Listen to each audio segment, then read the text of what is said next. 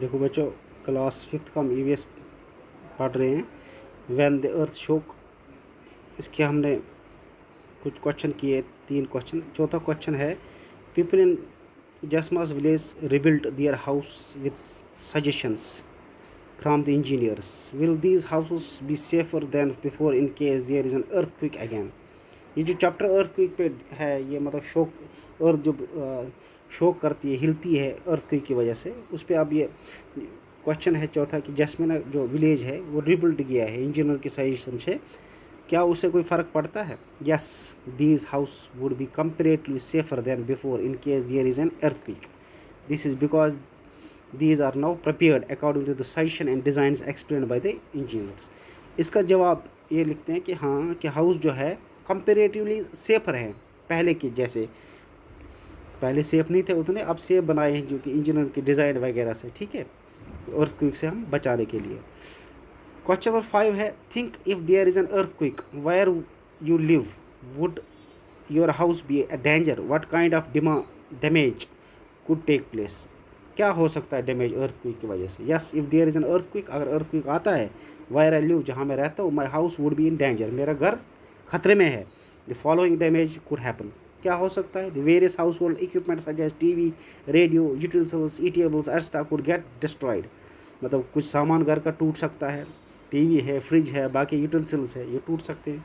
दूसरा क्या हो सकता है, if there would be a very severe earthquake, अगर ज़्यादा earthquake, even the people would get crushed under the fallen house and die.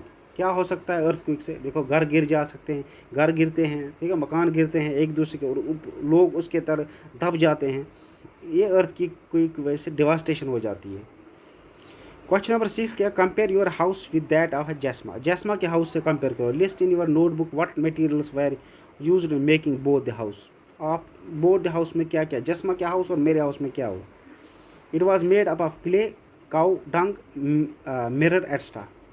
शीशे से बना था, शीशे में इसमें डाला था, काउ डंग था, ठीक है।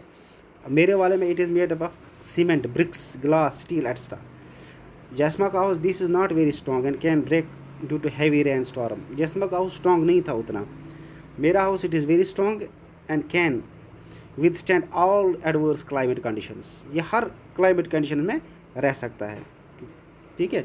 Question number 7, have you been told in your school और anywhere else about what to do in case of an earthquake. क्या आपको स्कूल में बोला गया है कि अर्थक्वेक जब आता है तो आपको क्या करना चाहिए?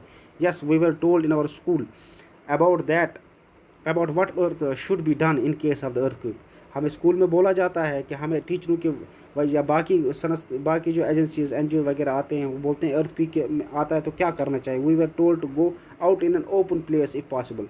जब भी अर्थक्वेक आता है तो हमें क्या करना चाहिए? ओपन प्लेस में जाना चाहिए। और sit under a strong object like a table और होल्ड इट फर्मली, या किसी स्ट्रॉन्ग ऑब्जेक्ट के नीचे बैठना चाहिए, ठीक है, ताकि हमारे ऊपर कोई चीज़ ना गिर।